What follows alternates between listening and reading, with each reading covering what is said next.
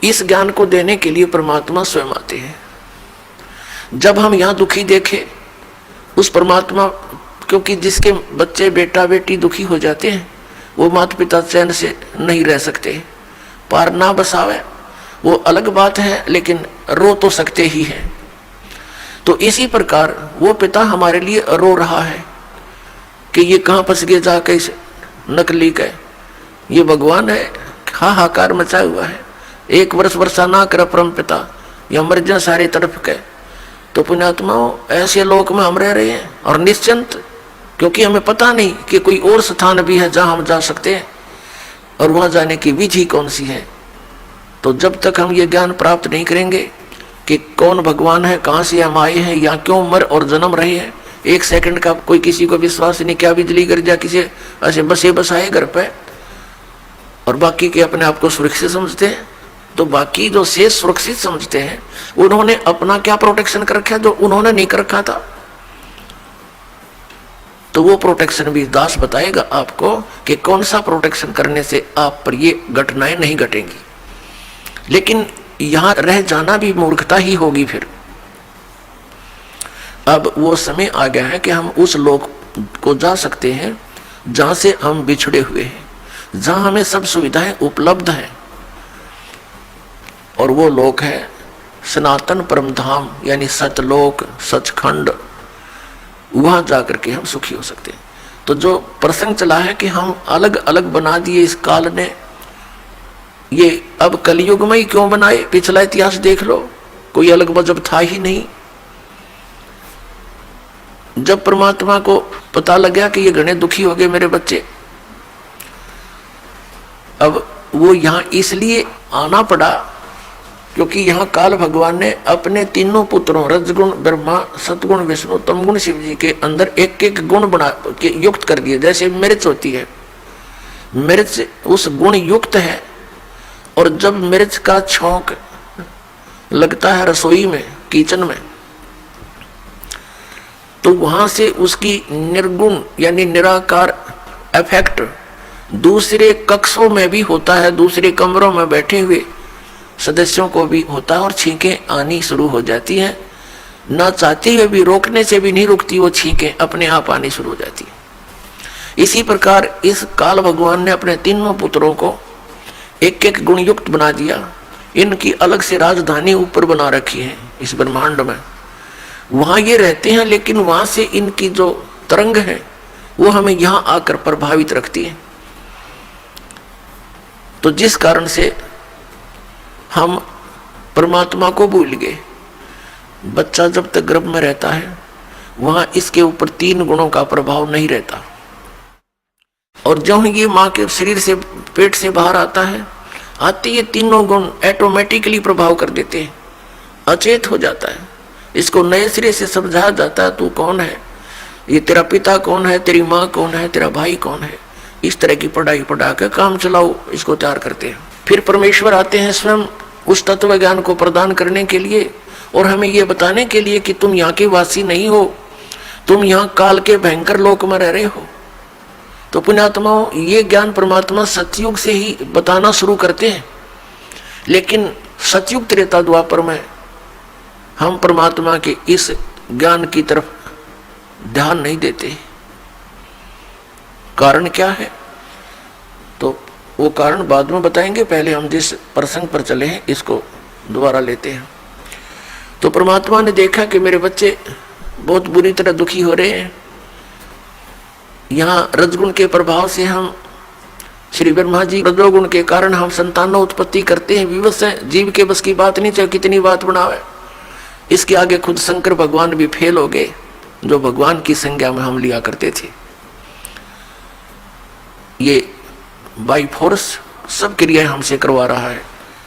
फिर एक दूसरे में मोह ममता, भाई बहन, पति पत्नी में, माता पिता के अंदर, संपत्ति में, ये मोह जो उत्पन्न होता है, ये एक ऐसा अनविजिबल रोप है, ये अदृश्य रस्से बांध रखे हमारे, ये जीव के बस का नहीं से दूर हो जावे।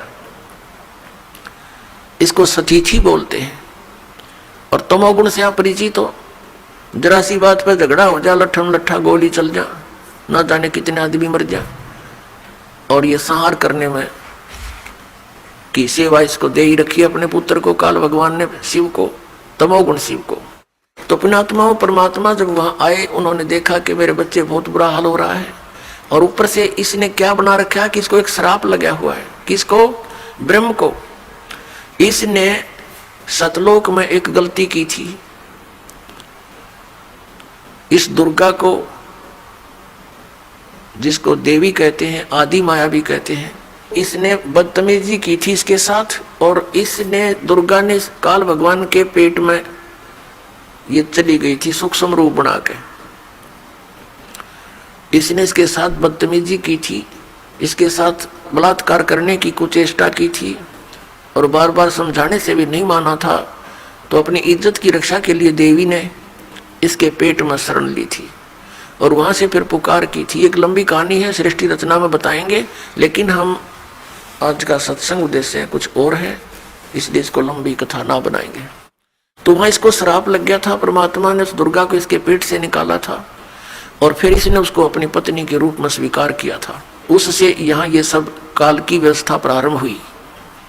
3 पुत्र उत्पन्न हुए सबसे पहले, इन दोनों के संयोग से, दुर्गा और इस ब्रह्म, काल रूपी ब्रह्म से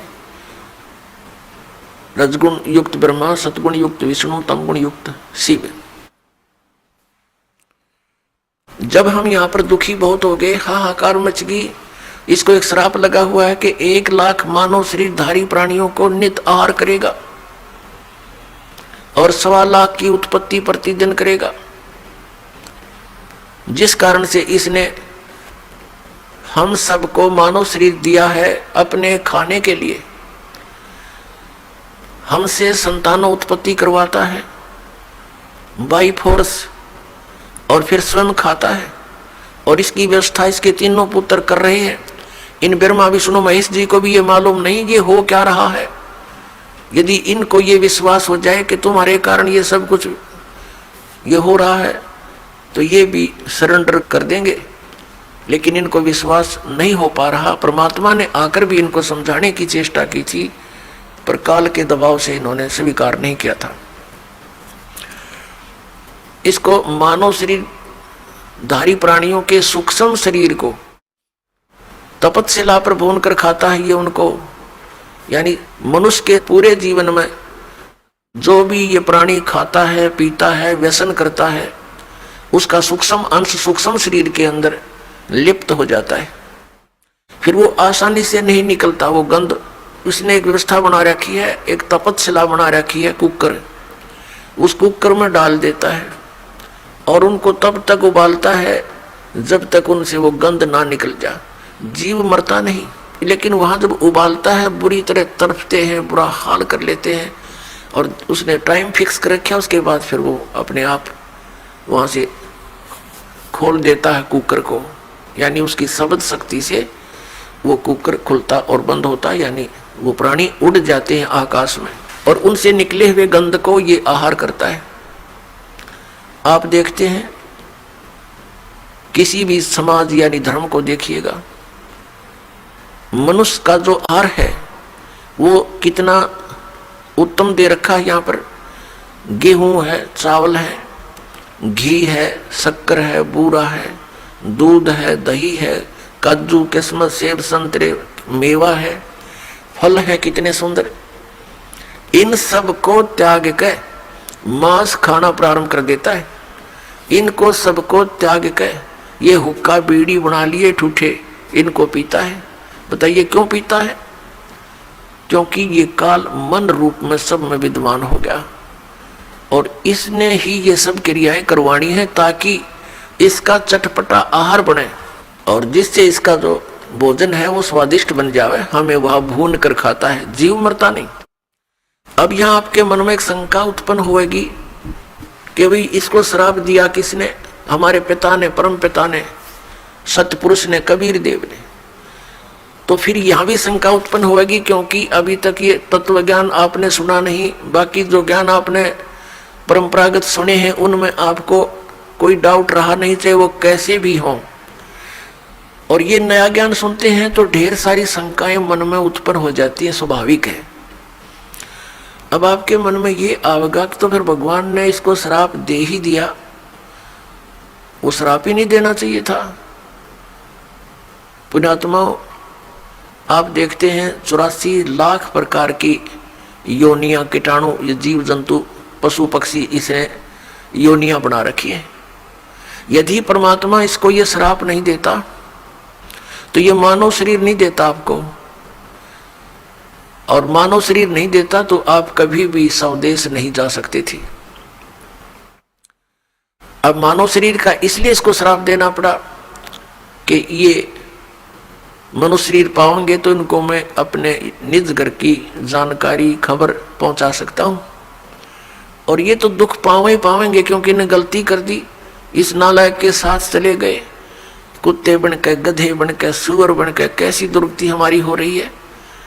तो पुण्यात्माओं, परमात्मा का जो ये अध्यात्म ज्ञान है ये बिल्कुल सत्य है। इस सत्य में आपको अविश्वास ना होना चाहिए। अविश्वास की जो है ना गुंजाइश दास छोड़ेगा नहीं। यदि आप धैर्य पूर्वक इन सत्संगों को, दास के वचनों को, जो गॉड गिवन है, परमात्मा के दिए हुए परम अक्षर ब्रह्म के, सत्य पुरुष के, वो आपको सुनाता हूँ। ये किसी डूम भाट के गीत दास नहीं सुनाता, उस परमात्मा का दिया हुआ ज्ञान आपके रूबरू और सभी सदग्रंथों से मेल करके आपके समक्ष प्रमाणित करता हूँ। और फिर आपको कुछ दिनों के बाद कति संशय नहीं रहेगी। प्रारंभ में तो संशय होती ही होती है, इन संशयों में ही आप सुनते ही रहिए इस ज्ञान को। इन्हीं से, सुनने से, सत्संग के सुनने से आपके संशय नाश हो जाएंगे, बिल्कुल संशय नहीं। तो कहने का भाव ये दास का है कि पहले हमारा कोई मजहब नहीं था, अब ये इतने धर्म बन गए। पहले एक केवल मानव धर्म था, सभी वेदों में वर्णित विधि अनुसार साधनाएं करते थे, जैसा भी उनके गुरु लोग बताते थे। तो उसका कारण कहां से प्रारंभ हुआ? जब हम यहां महादुखी हुए, किसी का पुत्र मर रहा है, किसी की पुत्री विधवा हो गई है, किसी के माता पिता दोनों ही मर जाते हैं 10-10 वर्ष, 12 वर्ष के बच्चों को छोड़कर, और किसी माता पिता के सामने ही पूरा परिवार नाश को प्राप्त हो जाता है। कहीं पर भूकंप आकर हजारों की संख्या में व्यक्ति मारे जाते हैं, आराम से सो रहे होते हैं, ना जाने के बिजली गिर जाती है, कहीं पर अचानक फ्लड आ जाती है, सब परिवार के सदस्य, कोई इधर मर रहा है, कोई इधर फिर रहा है, कोई कहीं पहुंच गया, और कितने प्यार से हम विश्राम कर रहे होते हैं। तो ऐसे गंदे लोक में आकर हम शेष बचे हुए ये सोचते हैं कि हमारे ऊपर ये आपदाएं नहीं आएंगी। ये भूल है आपकी। आज तो हम रोज मौत को साथ लिए फिरते हैं, सफर हम करते हैं। 90% व्यक्ति आज सफर में रहते हैं, 80% चाहे कोई मोटरसाइकिल पे, चाहे कोई अपने किसी कारण से भी गाड़ी में। तो ये तो मौत साथ चल रही है हमारे पैरेलल। हम ऐसे लोक में रह रहे हैं। परमात्मा को दया आई कि चल इन नालायकों को फिर बता देता हूं कि आ जाओ वापस यहाँ पर, तुम सदा सुखी हो जाओगे। अपने आत्माओं, जब परमात्मा वहां तपस्या के ऊपर आया, जहां ये प्राणियों को भून रहा था, इसका कुकर चल रहा था, वहां पर जब वो परमेश्वर हमारे पास आकर खड़े हुए, हमारे पिता, वो इतने समर्थ शक्ति है, इतने शीतल भगवान है, उनको सोम की उपाधि दी जाती है। सोम माने चंद्रमा, चंद्रमा जैसे शीतल, यानी ये तो एक उदाहरण है, लेकिन वो तो बर्फ से भी शीतल है। तो कहने का भाव ये, जब हमारे पास आकर खड़े हुए, जब वो तपस्या पर जल रहे थे, 1 लाख प्राणी, उनमें ऋषि भी थे, मैं ऋषि भी थे, गुरु भी थे, शिष्य भी थे, आम जनता के व्यक्ति भी थे। परमात्मा के वहां उपस्थित होते ही उस तपस्या यानी पत्थर की टुकड़ी को शिला बोलते हैं। एक तई के, बहुत बड़ी तई के समान है। बाकी सूक्ष्म शरीर जो होता है वो ज्यादा बड़ा नहीं होता, अपने अंगूठे के साइज का रह जाता है, आकार ज्यों का त्यों रहता है। जिस भी शरीर से आप निकल कर गए हो, जब तक आपको दूसरे शरीर में नहीं डाल देता, नहीं आपका दूसरा शरीर नहीं मिलता, तब तक आपका वैसा ही शरीर रहेगा। चाहे आप पितर रूप में रहो, चाहे भूत रूप में रहो, या वैसे भटकते रहो कहीं पर, या स्वर्ग आदि में रहोगे। स्वर्ग के अंदर जाने के बाद फिर आपको नए सिरे से शरीर मिलता है, वहां अलग से शरीर फिर आपका बहुत लंबा चौड़ा और बड़ा बन जाता है। तो कहने का भाव यह है कि रहेगा आकार मनुष्य का ही, तो जब ये दूसरे शरीर में पशु पक्षी के चला जाता है तो फिर उस पशु वाला ही शरीर आपका रहेगा। जब उससे निकल जाएंगे तो नेक्स्ट में प्रवेश होगा तो उस जैसा ही हो जाएगा। फिर मनुष्य शरीर में आएगा तो मनुष्य जैसा ही, मनुष्य के अंदर जो आपका जीव आएगा उससे निकलेगा तो फिर भी वो मनुष्य जैसा ही रहेगा। ऐसा होता है। तो इसको ये बहुत थोड़े ही स्थान पर लाखों की संख्या में बैठ सकते हैं।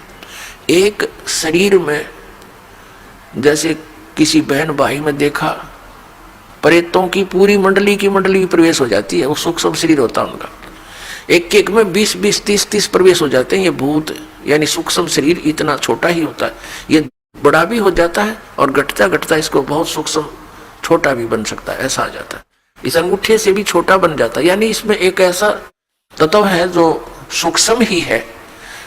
अब उसका क्या आपको प्रमाण दें? जैसे जो भक्त इस दास से उपदेशी हैं, परमपिता की यथार्थ भक्ति कर रहे हैं, उनकी आंखों के सामने कुछ भक्ति के लक्षण दिखाई देते हैं। ऐसे सूक्ष्म है वो, तार से दिखाई देंगे, कुछ और भी बहुत सी ऐसे नजर आएंगे। वो इतने सूक्ष्म होते हैं, वो आपके भक्ति के परिणाम है, लक्षण है। आपकी कितनी भक्ति बढ़ गई है वो उसका वो समझ लो पैमाना है। और वो इतना सूक्ष्म है कि आप जैसे बस में बैठे हो या गाड़ी में बैठे हो अपनी कार में और शीशा बंद हो, उस ग्लास से देख रहे हो तो शीशे के बाहर भी दिखेगा आपको, यानी शीशे को भी पार कर जाता है। और अंदर देखोगे तो यहाँ निकट से निकट भी बहुत छोटा भी हो जाता है। तो इस टाइप का सूक्ष्म शरीर होता है जो यहाँ की दूरबीन सूक्ष्मदर्शी या फोटो कैमरे में नहीं आ सकता। वो सूक्ष्म ऐसा होता है शरीर। तो पुण्यात्माओं, कई भक्त कई बहन भाई चिंतित हो जाते हैं। दास बहुत बार समझाने की चेष्टा करता है, ध्यान रखा करो, एक दूसरे को बता भी दिया करो। अगर कोई इस शंका में हो कि मेरी आंखों के सामने पता नहीं क्या दिखता है, डॉक्टर के पास गया, डॉक्टर कहने लगा ऑपरेशन करवा ले, और डॉक्टरों के पास क्या है, ऑपरेशन करवा ले, वह धुंधला दिखे। धुंधला नहीं दिखता वो हम देखेंगे ऐसे जैसे कोई मच्छर सा घूम रहा है, कोई मक्खी घूम रही है, ऐसे काले काले से कुछ और तरह के भी। वो तो जैसी जिसकी भक्ति बढ़ती चली जाएगी, वो आपकी भक्ति का पैमाना जैसा अंजन आंजिए चश्मों में दिखंत, जैसी भक्ति करेगा तेरी आंखों के सामने आपको अपनी भक्ति की कमाई दिखने लग जाएगी। ये आपका एक वो होगा, भक्ति का पैमाना होगा। आपका बैंक बैलेंस समझ लो आप देख रहे हो सामने। तो वो घबरा जाते हैं, हमारे पास भी प्रार्थना करते हैं, जी ऐसा पता नहीं आंखों में क्या हो गया, मुझे तो चिंता बनी हुई है। ऐसे देखते हैं पता नहीं क्या दिखाई देता है, सोचते हैं ना देखूं फिर भी दिख जाता है। फिर उनको समझाते हैं कि ये आपकी भक्ति की कमाई दिखाई दे रही है, ये नहीं है तो आपका माइनस आपकी भक्ति, फिर भक्ति चली नहीं आपकी। इससे आपकी भक्ति संग्रह होगा, वो धन वो दिखाई दे रहा है आपको, बाहर है वो, अंदर दिखता है उसका रिफ्लेक्शन बाहर आपको, तो संतुष्ट होते हैं। तो पुण्यात्माओं, ये वो भक्ति है कि आपको आपके समक्ष दिखाई दे रही होती है, तो घबराना नहीं होता। तो प्रसंग ये आता है कि वहां तपस्या के ऊपर फिर वो उनको भून रहे थे, परमात्मा आकर खड़े हो गए। वो तपस्या तो ज्यों की तो गर्म है, बहुत ज्यादा उसका जो है टेम्परेचर है, तापमान है, लेकिन परमात्मा के वहां पहुंचते ही वो उसकी जो आंच है, उसकी आंच जो है उन तपस्या पर पड़े हुए गिरे हुए उन प्राणियों को प्रभावित नहीं कर रही थी। तो जैसे आपके सिर में दर्द होते है तो आपका बोलने भी दिल ना करे, चाहे कितना प्यारा व्यक्ति बैठा हो, और जब वो दर्द ठीक हो जाए खूब बतलाओ घंटों तक, तो ऐसे उनकी वो पीड़ा खत्म होगी। तो सब बैठ गए ऐसे और देखा, उन्हें सोचा भगवान आ गया, और कहा हे भगवान। उन्हें सोचा तो ये था कि यहाँ भगवान आ गया, वो आ गया रियल भगवान, रियल गॉड आ गया वहां पर। उसने कहा, सब प्राणियों ने पूछा हे परमात्मा, हम अब यहाँ कौन से कर्म का दंड भोग रहे हैं? क्योंकि यहाँ हमने विधान का पता है कि जैसे कर्म करेगा वो भोगने पड़ेंगे। यदि पाप करोगे तो पाप भी भोगने पड़ेंगे, पुण्य करोगे तो पुण्य भी प्राप्त होंगे, या जैसा कर्म करोगे वैसा ही मिलेगा। और परम पिता परमात्मा परम अक्षर ब्रह्म सत्य पुरुष कबीर साहिब का विधान है कि यदि उनकी सत भक्ति करोगे तो आपके पापों का नाश कर दिया जाएगा। पाप आपको भोगने नहीं पड़ेंगे, लेकिन भविष्य में गलती ना करना, एक कंडीशन भी साथ रखी जाती है। तो वहां जब वो प्राणियों ने पूछा कि हे भगवान, हम कौन से कर्म का दंड भोग रहे हैं? तब परमेश्वर ने कहा कि ये कर्म जिसका तुम यहाँ दंड भोग रहे हो, ये कर्म तुम्हें इस काल के लोक में नहीं किया, यो किया था सतलोक में, और वहां तुमने ये ऐसी गलती की थी जिस कारण से आप ये दंड भोग रहे हो। परमात्मा ने वहां फिर उनको पूरी तपस्या पर, वो तड़प रहे थे प्राणी, फिर एकदम शांत हुए। उनको परमेश्वर ने पूरी सृष्टि रचना सुनाई और कहा कि तुम सभी सतलोक में रहा करते थे, वहां कोई कष्ट नहीं था, वहां जन्म और मृत्यु नहीं थी, तुम्हारा परिवार था, वहां पर अलग अलग आपके भिन्न भिन्न वहां पर मकान हैं, आपके वो खाली पड़े हैं।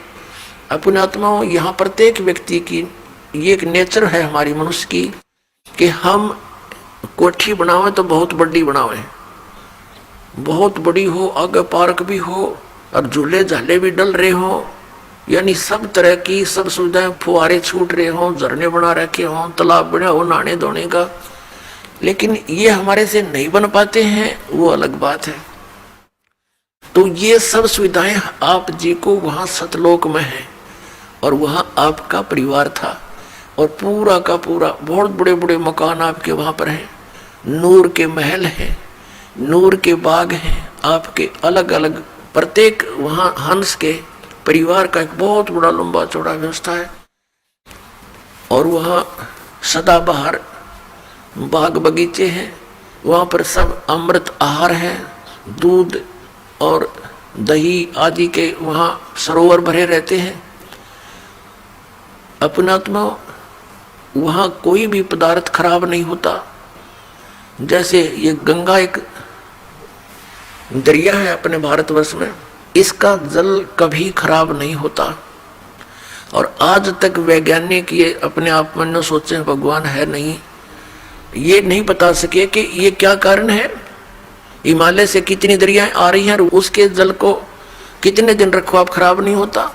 ये एक सैंपल है सतलोक के पदार्थ का।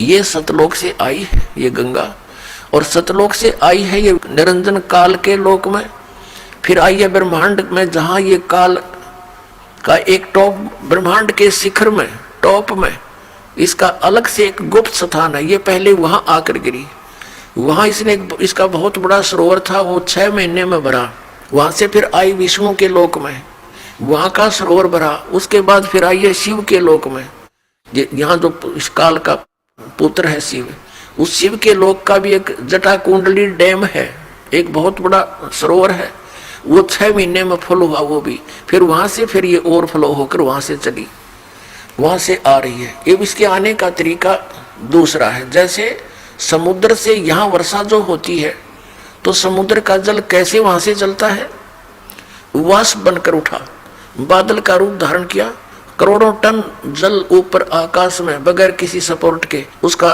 रूप बदल दिया परमात्मा ने, बादल का रूप बन रहा है, करोड़ों टन वाटर है और आराम से आसमान में निरालंब है, और फिर आके बरसन लग गया। तो ऐसे ही ये वहां से सूक्ष्म रूप से गंगा वहां से शिव के लोक से गिरती है, वाष्प रूप धारण करती है, इसकी वाष्प का एक निर्बाध वे है, वो सीधा आकर के हिमालय के उस स्थान पर आकर बर्फ रूप में बन जाती है, और वहां से मेल्ट होकर के वो कंटिन्यूस नीचे आ रही है। तो ये सैंपल है उस परमात्मा के सतलोक के पदार्थों का। वहां कभी यहाँ भी खराब ना होती से गंदे लोक में, वहां तो बड़ा स्वच्छ स्थल है। तो परमात्मा ने सारी सृष्टि रचना बताई कि पुत्रों बच्चों, तुमने एक भयंकर भूल करी थी। ये काल भगवान वहां तपस्या कर रहा था, तो तुम उस पर आसक्त हो गए, और वो तपस्या कर रहा था कि मुझे अलग स्थान चाहिए। सत्ययुग तप इसने एक किया, उसके प्रतिफल में परमेश्वर सत्य पुरुष ने, कबीर साहिब जी ने इसको 21 ब्रह्मांड प्रदान कर दिए। तप से राज्य प्राप्त होता है। इसने फिर सत्ययुग तप किया, फिर परमात्मा ने पूछा कि तू क्या चाहता है। इसने कहा जी भगवान मुझे कुछ कंस्ट्रक्शन करने की सामग्री दे दो, मटेरियल दो। ये ब्रह्मांड 21 ब्रह्मांड तो ऐसे हैं जैसे खाली प्लाट पड़े हो, परमात्मा ने इसको 5 तत्व और 3 गुण प्रदान कर दिए कि ले तू अपना खेल ले, खिलौना तो है। इसने सोचा कि कंस्ट्रक्शन भी कर लूंगा, मकान बना लिया प्लाट में, फिर मैं अकेला इनमें करूंगा क्या, मेरे साथ कुछ प्राणी भी होने चाहिए। इसने फिर तप शुरू किया। तब इसने क्या मांगा कि भगवान मुझे कुछ जीव दे दो। 64 युग जब तप कर लिया, परमात्मा ने पूछा कि अब क्या चाहता है, 2 मांगा तुझे मैंने दे दिया। तब इसने कहा कि परमात्मा कुछ आत्माएं दे दो, मेरा अकेले का दिल नहीं लगता। तब परमेश्वर ने कहा था देखो भाई, तेरे तप के बदले में और कोई प्लाट चाहिए ले ले, लेकिन ये आत्मा मेरी अंश है, नहीं दूंगा, क्योंकि ये सब मेरे ही शरीर से उत्पन्न हुई है, मेरे वचन से उत्पन्न हुई है, मेरे बच्चे हैं। अपने आत्मा जिसका लागे वो जाने। जैसे इन बहनों से पूछ कर देखो, पिता में भी ममता इतनी नहीं बनती बच्चों में जितनी माँ में बनती है। एक बहन को एक बच्चा हुआ, उसके ना हाथ ना पैर ना सिर, एक रसोड़ी सी, और थोड़ी देर तड़फा और खत्म हो गया। उसके लिए भी बुरी तरह रो रही है, टक्कर मार मार के, हाय मेरा बच्चा, हाय मेरा बच्चा। अब इसी प्रकार हम परमात्मा के बॉडी से निकले हैं, उसके वचन से।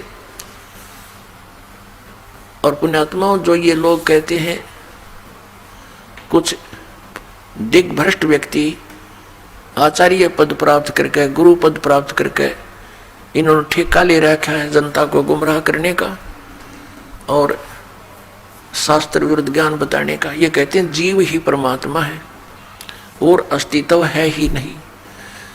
अब जैसे ये साथ में उदाहरण भी लेते हैं तुलसीदास कृत रामायण की चौपाइयों का।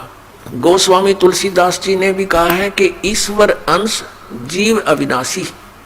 ईश्वर का अंश है ये जीव, लेकिन ये है अविनाशी।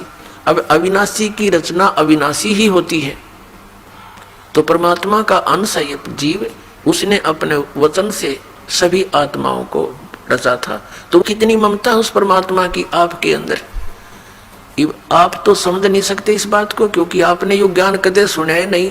यदि सतलोक और सचखंड की महिमा सुनाने वाले ये नकली पंथ थे, ये राधा स्वामी और ये सच्चा सौदा वाले और ये जय गुरुदेव वाले और ये निरंकारी जनोद वाले, ये सारे नकली थे, न कख नहीं पता सतलोक और सचखंड का।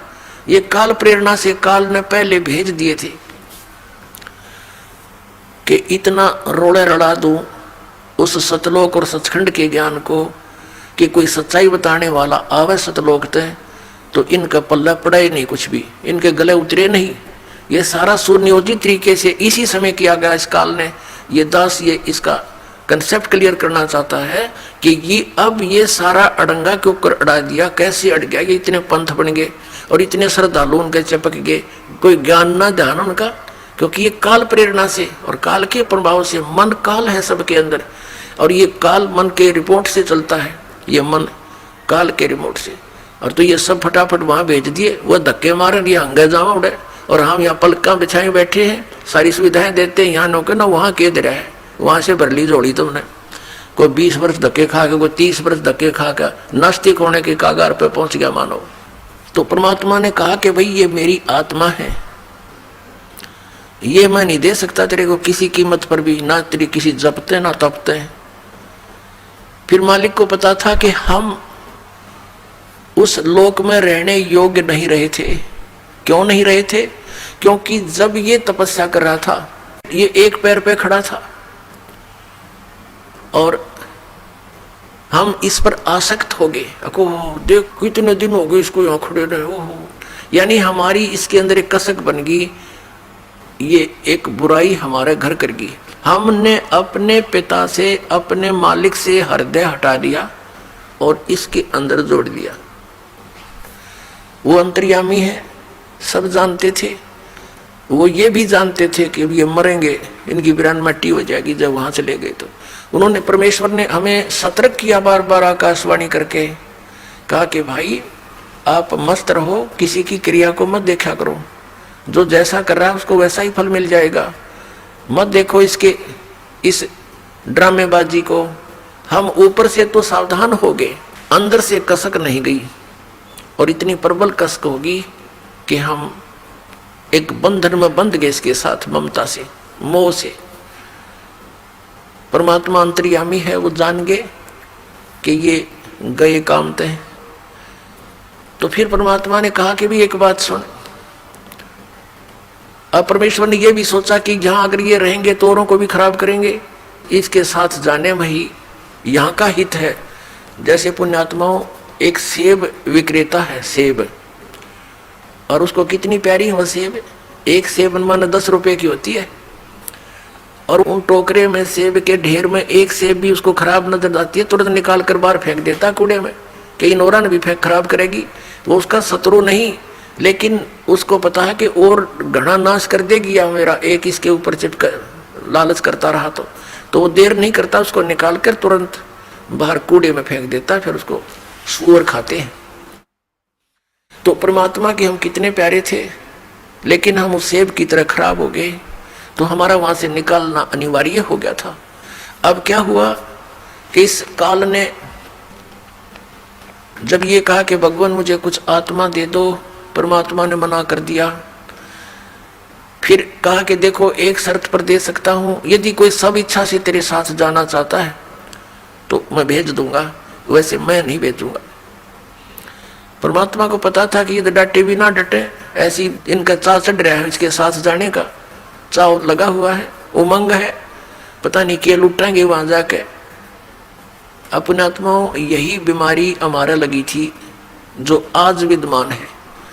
ये जैसे हीरो और हीरोइन, अभिनेता अभिनेत्री अपने पेट के लिए चटक मटक करते हैं सारा दिन हैं, और ये नौजवान बालक इतने आसक्त हो जाते हैं कि वो मेरा फेवरेट हीरो है, वो मेरी फेवरेट हीरोइन है, और लेना एक न देना दो इनका।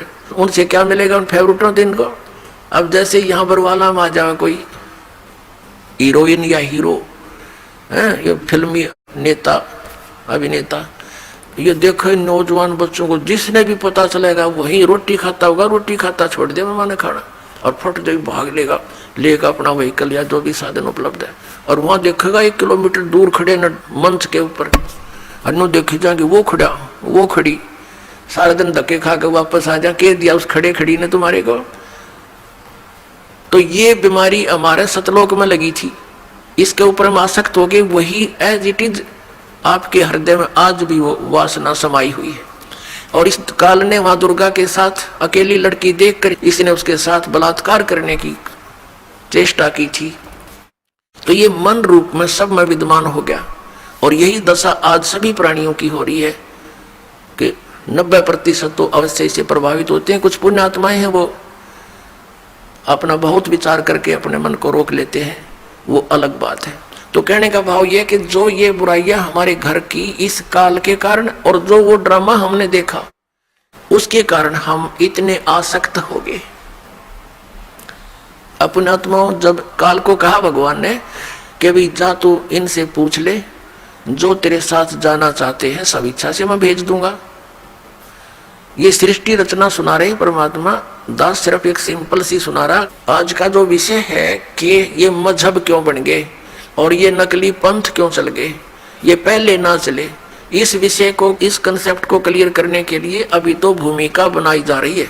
ये सृष्टि रचना दास कंप्लीट नहीं सुना पा रहा है क्योंकि समय के अभाव से।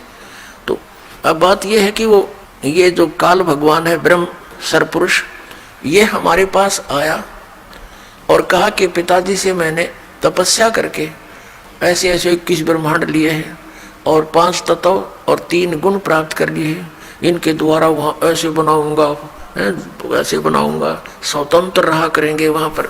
हम तो पहले ही तैयारी थे, हमने सबने कहा कि देखो हम आपके साथ चलने को तैयार हैं, लेकिन पिताजी की आज्ञा मिल जाए तो चल सकते हैं। तो उसने आकर के परमात्मा से बताया कि हे प्रभु, कुछ आत्माएं मेरे साथ जाने को तैयार हैं, आपकी आज्ञा चाहते हैं।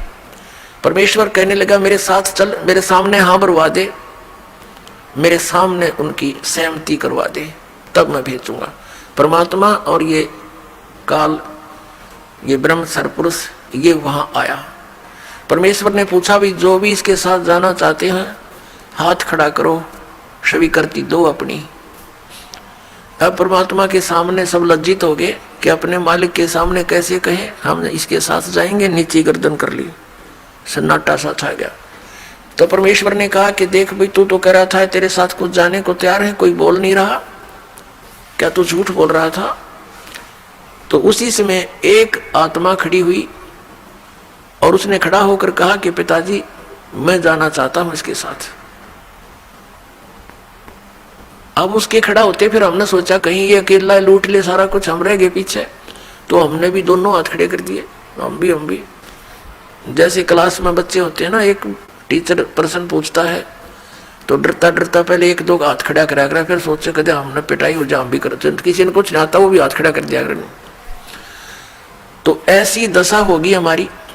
परमेश्वर ने कहा भी ठीक है, जो भी तेरे साथ जाने की इच्छा रखते हैं इन सब के नंबर मेरे पास हैं, आप जाओ अपने ब्रह्मांड में। ये 21 ब्रह्मांड पहले सतलोक के अंदर ही थे। जैसे दिल्ली के प्रधानमंत्री जी अपने पुत्र को कोई प्लाट दे दे बाहरी दिल्ली गांव में, यानी हरियाणा या इधर राजस्थान के बॉर्डर पे, ऐसे ये प्लाट वहां दे दिए थे इसको 21 ब्रह्मांड। ये वहां घूम रहे थे खाली। तब परमात्मा ने कहा ठीक है अभी तू जा अपने प्लाटों में, मैं भेजूंगा इनको, अपने हिसाब से भेजूंगा, ऐसे नहीं, मेरा विधि अलग होगी तेरे साथ भेजनी। तो उन सभी आत्माओं को जो वहां पर नर आकार थे सूक्ष्म बीज रूप बना दिया। परमात्मा जो चाहे सो कर ही।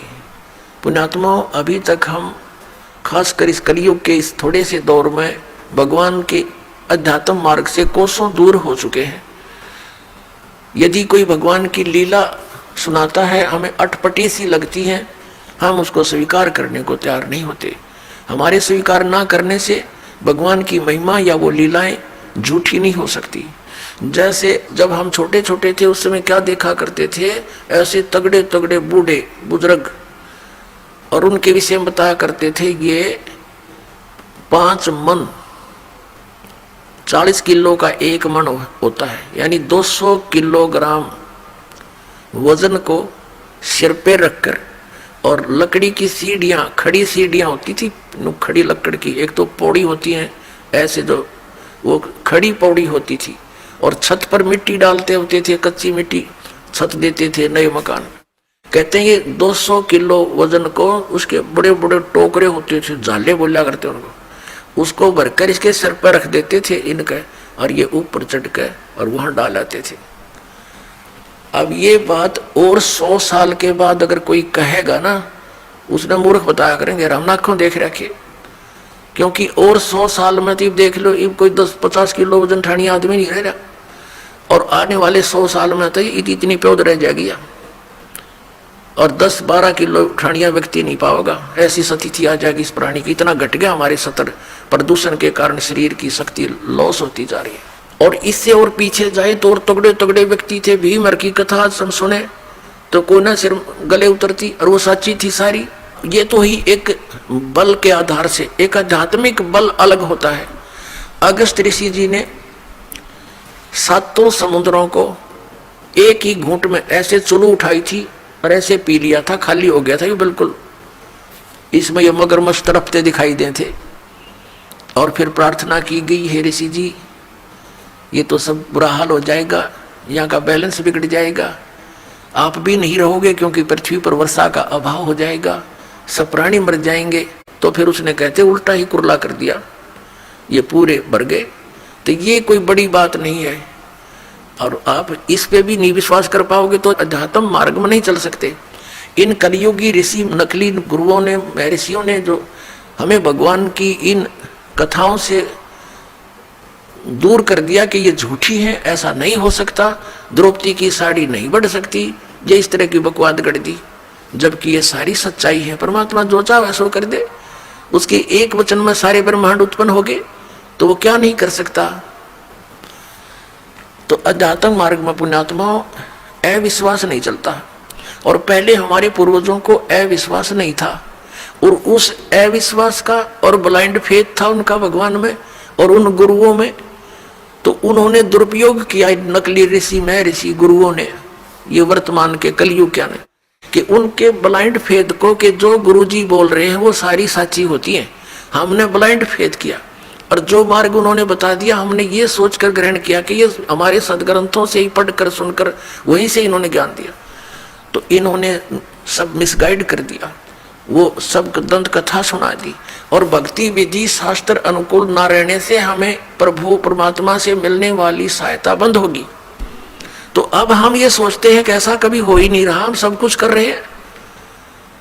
अब आप इस मार्ग पर लगोगे, जो दास आपको मंत्र देगा, आप सत भक्ति करोगे सच्ची नियत, फिर देखना आपके के क्यों होगा, फिर आपको विश्वास होने लग जाएगा कि परमात्मा सब कुछ कर सकता है। आपको देखो जैसी आपकी श्रद्धा और भक्ति बढ़ती चली जाएगी उतना ही मालिक आपके निकट आओगा और परमात्मा की पावर से तो कुछ भी हो सकता है। अब जैसे एक जैक होता है, जैक इतना को सब सारा लोहे का जुगाड़ सा, जिसने उसके फंक्शन का ना पता हो और कोई ये कहे कि ये जैक 250-300 क्विंटल यानी 3-4 टन के ट्रक को इंक्लूडिंग उसके वजन उसके वेट के और वो इतना ऊंचा उठा दे 1 फुट, तो कैसे जच्चा किसी व्यक्ति का जच्चा या जिसने उसका फंक्शन का ना पता हो और उसने लगा के देखो 2-4 पे घुमा दे इतना ऊंचा उठा दे, सारे के सारे ने चाहे बजरी का भरा वो सारा वो ट्रक और ऊपर उठा दे वो। तो ऐसे परमात्मा की वो वर्ड पावर है यानी उसकी शब्द शक्ति है, वो सारे ब्रह्मांडों को उठा के छोड़ दिया और उस शब्द शक्ति से चल रहे हैं, घूम रहे हैं, अपनी अपनी क्रिया कर रहे हैं। वो जैक है परमात्मा का, ये समझो। तो इस मार्ग में आप जी को अब पुनः ब्लाइंड फेथ करना पड़ेगा, लेकिन ब्लाइंड फेथ करने से पहले आपने इस मार्ग को जैसे दूध का जला हुआ फूंक मारता है लस्सी को, ऐसे ग्रहण करना। आंखें बंद करके ग्रहण नहीं करना, लेकिन इसको ग्रहण करके फिर आंखें बंद कर लेना। कहने का भाव यह है कि फिर अग्रम अग्रम ना करना, यू नाम लेने पीछे।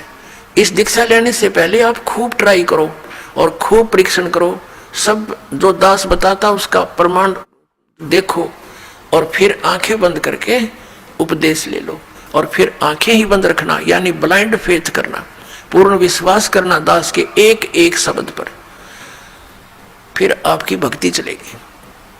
अब तो आप आते हो दूध के जले हुए और फिर यहां फूंक मारते हो लस्सी को भी, कोई बात नहीं, कुछ दिन के अंदर आपको अपने आप डिफरेंशिएट का पता लग जाएगा और खूब ट्राई करो पहले, फिर बाद में अगर बगर करोगे तो भगवान का लाभ मिलना बंद हो जाएगा।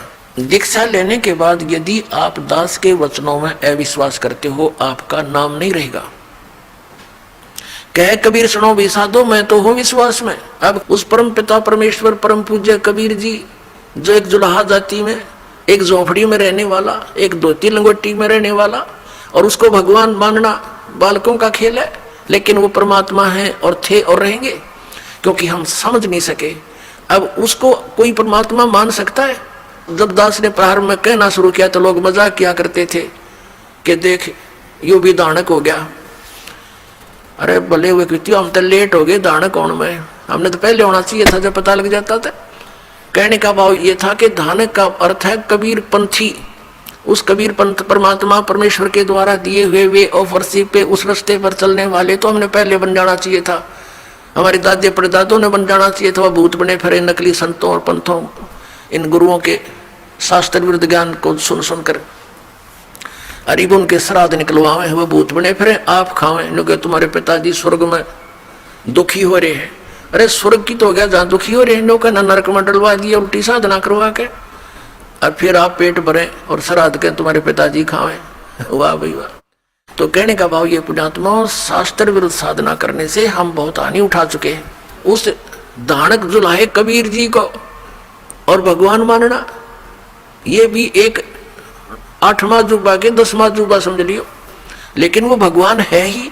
हमारे ना मानने से उनकी वो प्रभुता समाप्त नहीं हो सकती, क्योंकि हम नहीं पहचान पा रहे लाल है, ये हमें विश्वास नहीं हो पा रहा, तो ये हमारी बाल बुद्धि का ही परिणाम है।